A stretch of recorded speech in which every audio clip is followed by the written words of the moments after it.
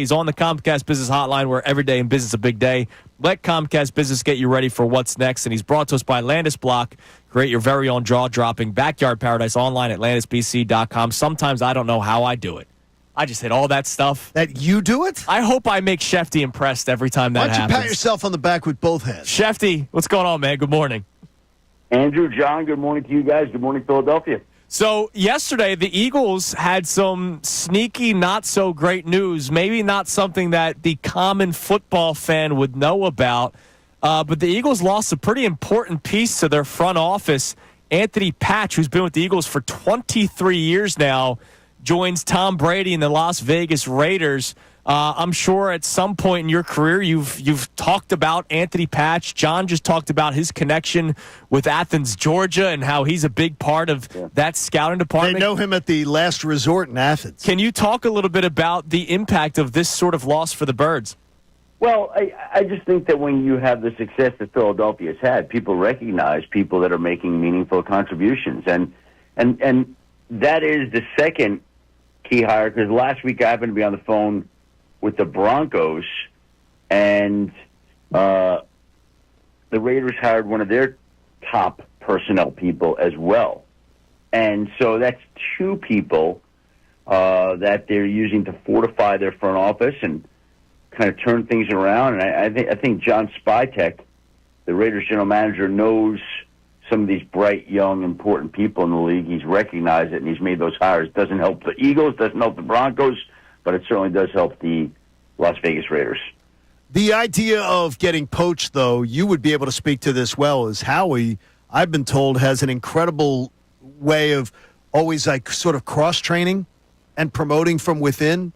So they realize they're always going to be poached. They're always going to have people exiting the organization.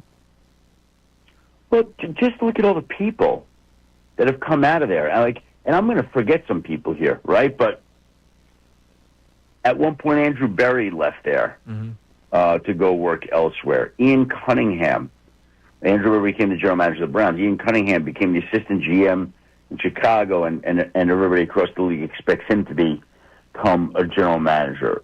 There have been interviews for Alec Hallaby, who's expected to be a general manager. They lost Brandon Brown to the New York Giants. There's yesterday's news. I mean, there's constantly people leaving who have been around that organization, watched the way it operated. I'm forgetting other people. I guarantee you guys could just think of some people, this is off the top of my head, that have gone on to greatness because they've built a model organization there. And they've trained people who have been around people who are as good in this game as they are at this job. People want a piece of that. And so they hire away from Philadelphia and have done that. And will continue to do that, by the way. You are listening to 97.5 The Fanatics. We mentioned it's 8 o'clock, so your keyword is Spirit for your chance to win $1,000. Spirit, S-P-I-R-I-T. That's Spirit. Schefter, next week we get the schedule release, which we're very excited for. A week from tomorrow. I'm so excited. I'm curious, because I'm sure you don't know everything just yet. How often do you expect to see the Eagles on the national stage this upcoming season? I'm just asking for, the people that wake up at 4 o'clock in the morning and do morning radio in Philadelphia. Should we expect a lot of nationally primetime games for the Eagles this season? I think, what is the limit, 5? No, more than that. I think it's 6 or 7, I thought. No. I think the limit a team can be on in primetime is 5. Really? I got to check the Chiefs. I got to check the Chiefs last year. Well, last year we see 6. Yeah. Well, hold on. It might be that the maximum that you could be scheduled for is 5, and then you could probably flex 7 with flexing. 7 with flexing is the limit. That's right. Is that right? Okay. Yep. So, and 5 on the initial schedule, correct? Is it 5 with the initial schedule or 6, Brendan? What's it say? I says believe 6. It's 5. It says 6. It says 6? Okay. Yep. Well, if it's 6, I would expect the Eagles to be at 5 or 6. Okay. So that means I'm trying to think about the opening game. I mean, that's where everybody's sort of going to be leaning, and that's the one. That's the one that usually leaks, right? here's the thing, leaks. Like, it's. I mean, the league doesn't want that stuff to get out. Like the day before, some of the stuff starts getting out. Again, it's one of these things that, as the day goes on, it's not like it's top. We all know the opponents. You just don't know the dates, right? All right. It's not like it's a big deal. All right, can I ask you, if you were to guess that the Eagles open up at home on September 4th with the Rams, the Lions, or the Commanders, those are the three most desirable home games, I would think. Aren't the Bears on their schedule too? Yeah, you would think that would be one. That would be in the mix. It's weird. It's weird. I'm suspicious now that you just brought up the Bears. I'm suspicious now. Now my spidey senses are up. Why did you bring up the Bears? Well, I'm trying to remember. I remember being on the field with a bunch of league officials in the aftermath of the Eagles' win. Okay. And I was there, not working, but my daughter was working. She was doing the post-game production for Nickelodeon. Yeah. And so I happened to have the occasion to be talking to a few of the league officials that night. And I'm like, oh, we can start now thinking about the home opener. And I distinctly remember that night, in the immediate aftermath, for whatever that's worth, okay, before any discussions were had, that somebody brought up the Bears to me. That's why I asked if the Bears are on the schedule. That's very interesting. Do you trust that person as a reasonable person? Okay, good. Well, but again, John, I do trust that person. But again, this was before the league had a single conversation about it. That's what I'm saying to you. It doesn't mean much just because the person said it.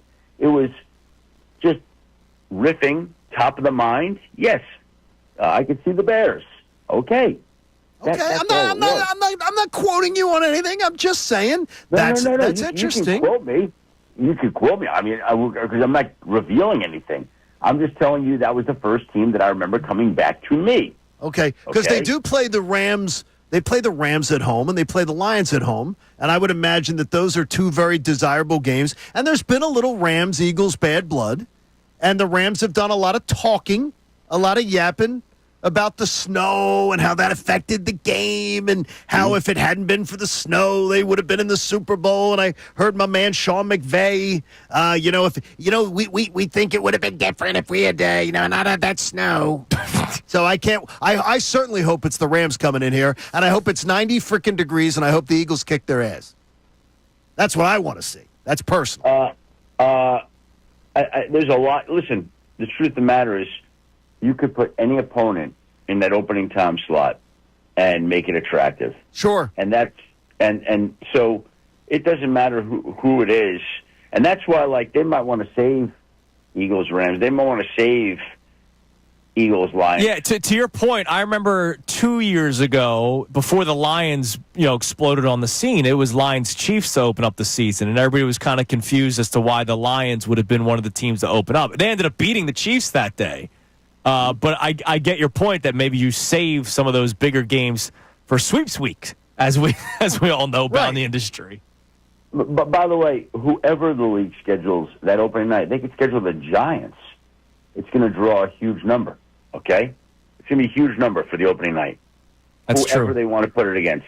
Whoever they want to put it against. And you know what you could do? You could have Abdul Carter come out, and it could be like a jersey reveal of which all-time great Giant he decides he wants to wear their jersey. He could say, which all-time great Giant could he decide, I don't care about what they ever did. I want to wear their jersey number.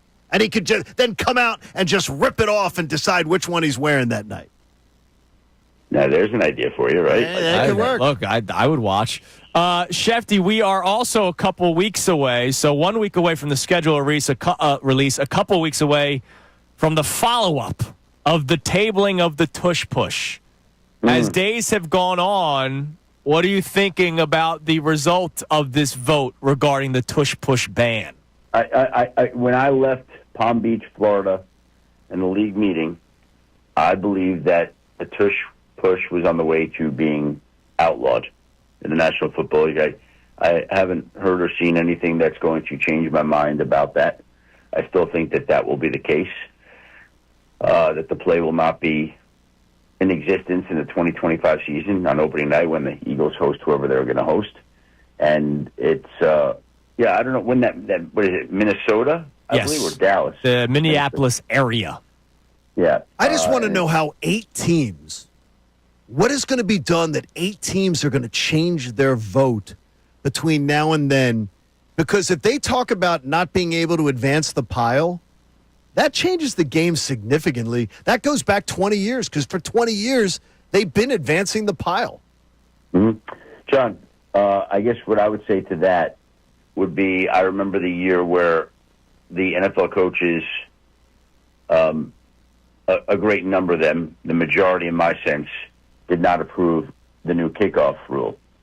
And they were sent out to go play golf at the league meeting, and by the time they came off the course, the league had passed that rule. Okay? So let's not confuse the fact. You can count all the numbers you want. If the commissioner wants something out of the game, he's going to find a way to get it done. Okay? That's what I believe. I just find it amazing how public this became and the outrage over it. And now all of a sudden some people are going to change their tune pretty quickly because of another golf outing or whatever it may have been, where Roger Goodell was able to get them to change their opinion. Again, Roger is the commissioner, and Roger, his father was in politics, and Roger knows how to get votes that he needs. Unbelievable. Shefty, listen, man, we appreciate the time as always. Thanks for still being able to come on Adam. today. We appreciate it. And we'll talk to you next week when we start hopefully finding out who the Eagles will be playing week 1. All right, can we do a little arm twisting? If you pick up anything, next Wednesday morning when you join us, if you hear anything, would you talk to us in code or something? Yeah. Okay. Yeah. That's good. Yeah. Deal. Yeah. Sounds good. Deal. Shefty, thanks, man. We appreciate it. We'll By talk the to you way, next week. John, Yes. I always talk in code, right? Hell that's yeah, good. you do. Oh, no, we've learned to talk Shefty. Yeah, it's a different language. I'm trilingual.